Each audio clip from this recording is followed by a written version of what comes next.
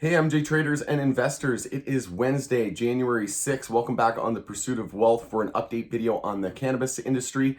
Today is the day after the Georgia Senate runoff elections, and we have some great news in. It looks like the Democrats are going to take majority control of the Senate.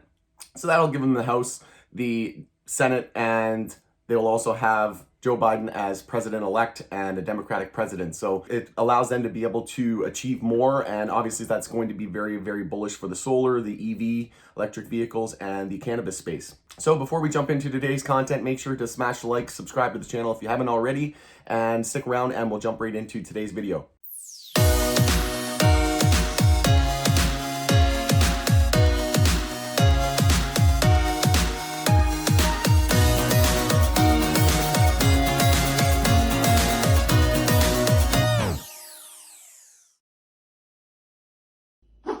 All right, welcome back. So taking a look at the article here, so you can see here from Vox, Jon Ossoff beats Senator David Perdue, handing Democrats control of the Senate. So we are looking at history now that we are seeing a Democratic sweep, 2 Senate seats going to the DEMS. That's going to increase the likelihood that the MORE Act gets passed and they decriminalize marijuana at the federal level. That'll be step number 1. And then obviously the Safe Banking Act. There's a lot of catalysts that are going to come along with this, but now that the Senate is Democratic majority, Mitch McConnell won't be able to slam down this proposal and that MORE Act that will be sent their way. So again, this is going to take a while for this to really pick up steam. So before we see any legalization or on the recreational level, it's going to take potentially months or years. So if you look back at Canada's blueprint, once we knew about the election, it took a couple of years for the legalization to happen. But mind you, it was a little different when Trudeau ran for prime minister. He was putting it in, making it known to the public that the plan to legalize marijuana at the recreational level was in their blueprint. And that's partly why he was elected, in my opinion, if not the reason. And this was a little bit different in this scenario with the United States, because Joe Biden, when he was going to become president-elect, they didn't really mention legalizing cannabis. They mentioned decriminalization. Kamala Harris mentioned expungement and decriminalization in favor of that, but nobody blatantly came out and said legalization was going to happen at the recreational level anytime soon. So don't think that that's going to, this isn't the end all be all by any means. So you still need to be ready for some ups and downs and some volatility, because it's inevitable, it's going to happen. So we'll take a look here. So beats Senator David Perdue, handing Democrats control of the Senate. It was crucial for Democrats. So he won a Georgia Senate seat, beating Republican David Perdue in one of the state's pivotal runoffs on Tuesday. The race was called by Vox's election partner Decision Desk at 2:14 a.m. Eastern Time. Decision Desk has projected that Ossoff has won the Georgia regular Senate runoff election, giving Democrats control of the Senate on January 20th. So congrats to the Bulls. I'm super excited. Let me know in the comments below if you're excited, if you have a position in Canadian MJ or US MJ. Obviously, it's going to be beneficial for all of the MJ sector. I do expect the names on the NYSE and the NASDAQ to run exponentially. But keep in mind that we could potentially see a sell the news event as well with the MSOs. So if we do gap up this morning, be careful of a gap and trap. We know that gap ups are for selling. So it is with humility that I thank the people of Georgia for electing me to serve you in the United States Senate. Thank you for the confidence and trust that you placed in me, Ossoff said Wednesday. Let's unite now to beat the issue that we have at hand and rush economic relief to the people of our state and to the American people. Ossoff is the second Georgia Democratic to win the January 5th runoff election. Democratic Rev. Raphael Warnock also won his race late on Tuesday night, per a call from Vox's elections partner Decision Desk. Crucially, Ossoff's victory means Democrats have now won the 2 seats required to take control of the Senate. So we're going to look into some charting here in just a second, but Congress set to begin certification of Biden election win as well, and Trump allies will continue to try to block that. So we'll take a look at some charts here pre-market. We still got about 45 minutes before the open. So I mentioned this in my video yesterday. We'll take a look at CGC first. But on CGC, I said watch a potential cup and handle. You can see here that we're above $30 pre-market. So cup and handle has been thrown out the window at this point on that daily chart. But I did a video on this last week as well, and I said, is this the temporary bottom being set on CGC? Could we potentially see a weekly bull flag? We did break resistance at 29.52. That means that the weekly bull flag is now confirming. We need to see follow through though in regular trading hours after we see this huge gap up. But looking like the weekly bull flag is in play, and the monthly EMA 12 and 26 period is looking to cross bullish, and that's the first time that'll happen since all-time highs. First time we've reclaimed those EMAs since the all-time highs, and the first time that we're in a monthly uptrend since the all-time highs. So again, if you didn't know any better, if you didn't know that there was the Senate runoffs in Georgia yesterday, if you looked at this chart, you would have instantly said this is an extremely bullish chart. We're in a monthly uptrend, weekly uptrend. There must be some catalyst or news coming based on this chart, because it's just an extremely bullish chart, and absolutely was the case. We saw a Senate sweep, and the Democrats now have majority control of the House and the Senate, and it's going to allow, if they're able, it's going to provide more, ability for them to accomplish more. So, like I said, touchdown on EMA 12 on the weekly, nice weekly support level that it established there. So we will look to change the daily trend. Keep in mind that this move is all coming off the lows, and I do not think that was by accident. I think that's on purpose. The market makers are making it very difficult for people to get involved and to make entries.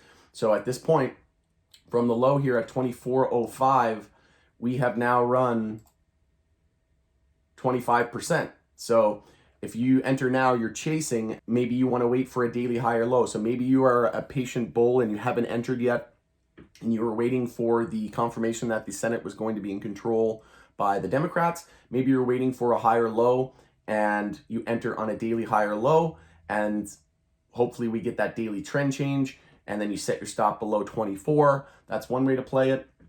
You could enter a little bit now. You could scale in multiple orders. You could short this move once we lose the hourly uptrend. That will usually give us indication that the daily bounce is finished, and we'll look to daily consolidation. So let me know in the comments below if you're a bull or a bear. I'd love to hear from you. Obviously, there's going to be a lot of people trapped today, both on the bull and bear side. There'll be shorts looking to cover. There'll be longs looking to enter and get positioned. And this news really struck people off by surprise, I think. Certainly not identical to the Canadian blueprint and rollout of legalization of the drug. So that's where we stand on CGC. I do want to bring up a couple other charts here. ACB was up over 25% at one point. It's currently up 18% pre-market, over $11. APHA up 10%, over 10% at $8.31. Let's take a look at Tilray. Up 17% almost to over $11. Congrats to the bulls. SNDL up almost 20%, 64 cents. And we have HEXO up to 468. It was up to about 490 pre-market. So cooling off a little bit here. Pre-market Cron up to 855, so up over 13%. So it looks like ACB, HEXO, and SNDL and Tilray are seeing the majority of the moves here pre-market. And that's not completely surprising. We know that the lower cap, small cap names are going to run more just based on sheer dollar volume. So congrats to the bulls. I did highlight as well in my video and in the community yesterday on some reasons to be looking out to be bullish for HEXO. We had a weekly EMA 12 through 26 bull cross that happened. We had a daily golden cross, which is the 50-day moving average crossing through the 200 moving average. We also had this huge weekly cup and handle here. You can see 516, 532. We got above that resistance but pulled back. So essentially double topped. And then we formed that right handle, which was perfect, around 33% retracement from that high. Perfect handle. And now we're seeing that follow through. And on the daily chart as well, I highlighted that it was an extremely bullish chart. I was looking at the daily pennant that was forming here. So you can see that we had this support line and resistance line for quite some time now. We had a bear break and a fake out. And I said, was this the fake out? This is something we've been highlighting a lot on this channel, that we usually see a fake out before a breakout. So this breakout fake out and then breakout scenarios coming true. And you can see here we lost that support line, but we didn't close below it. Fake out, then we bounced up, back tested this resistance line, confirmed support, and that was the go signal. And personally, I'm holding this position. I have HEXO in my port, and I'll be holding this long term. I don't expect to sell it anytime soon, even with this news. It just gives me confidence holding it for the longer term. And that's where we stand on the HEXO chart. Taking a look at ACB. So again, no daily trend change yet. APHA, same deal. Cron, same deal. HEXO, same deal. TLRY. So again, these moves are all coming off the lows. We were in daily downtrends on TLRY, and then we reversed that trend, and we're looking to reverse that trend, set a higher low and into a higher high, and change that daily trend back to the bulls. So the more names that can change their daily trends, the better. And the more we run here pre-market and into regular trading hours, the more that we can expect a trend change. The more we bounce, the more room the bulls have to form those higher lows. So another thing I mentioned as well on CGC, we were still above the 10-week moving average. The MACD was still bullish, the stochastic cross bearish, but it's looking to cross bullish again. We closed above 25.93, so that was bullish. I also mentioned that we had the 200 weekly moving average down at 24.09, which was a lot of support in that $24 area, and a nice back test there of the 200 weekly moving average. And as if that wasn't enough, we had the 50-day moving average test, which confirmed as support, which was down at 24.65. So right around the $24-25 psychological. That was absolute perfect support for the CGC bulls and the temporary bottom to be set. And in follow-up to my video from last week, yes, this is our temporary bottom in my opinion off EMA 12 on the weekly, and weekly bull flag is looking to be confirmed today. So that's where we stand on CGC and Canadian MJ. So we'll take a quick look here at Trulieve. So I don't have the pre-market data here for you guys. I didn't log into my broker here pre-market, so we'll just have to wait and see how we open. I do want to mention that, again, this is all coming off the lows. So if we do gap up, just keep in mind that if we gap up to say the $46 area, we could drop about 15% and still be looking for daily higher lows. So don't be caught off guard. We are essentially in a daily uptrend here, and we'll just be scouting a daily higher low. And like I said, anything above 39.26 will give us that higher low. So that's pretty much where we stand. I will actually enter my brokerage here just to take a quick peek for you folks. See what these are at pre-market. Again, I'm just checking level 2, and these aren't always the most accurate when you're looking at pre-market, so you can take it with a grain of salt, but I'll just log in here real quickly for you folks to give you guys a rough idea of what we can expect for the US MSOs going into regular trading hours. Okay, so checking here, Trulieve is currently at $49.91 on the ask, so we're close to $50. Congrats to the bulls. Again, watch out for the gap and trap. This could potentially, we're getting extended here. We're now daily overbought. Let's take a look at Cura. Cura up to $18. CL up to $13.83. GTII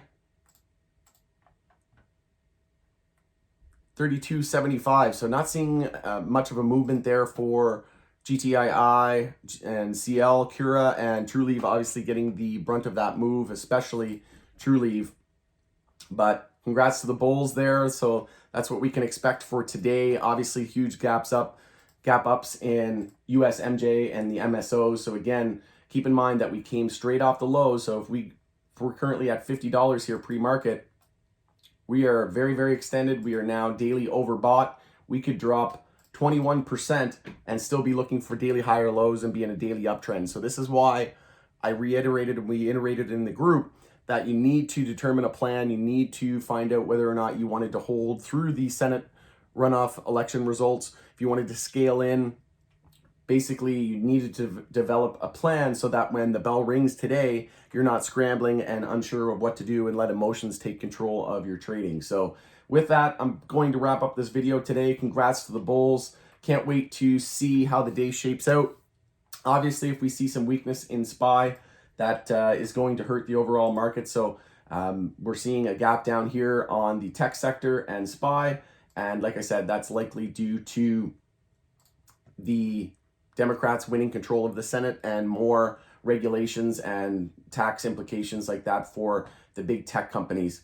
So like I said, QQQ gap down. We're currently at 307, down a 1.5% here pre-market, and SPY down about 0.5% at 369. So again, I do think that MJ can still run and be bullish even in the face of SPY weakness, but it's obviously going to provide headwinds. So the quicker SPY can find a bottom, the better for Canadian and US MJ bulls. So with that, that's where we stand. Keep an eye on SPY and the overall broader market. I will be checking back with you guys later on today for a daily market recap after market close. I'll be looking forward to that. So once again, show me a thumbs up, shows me some support, and consider subscribing to the channel. Thanks again for joining us on The Pursuit of Wealth for a cannabis update video from the Georgia Senate runoff election results. Talk to you soon and have a great trading day.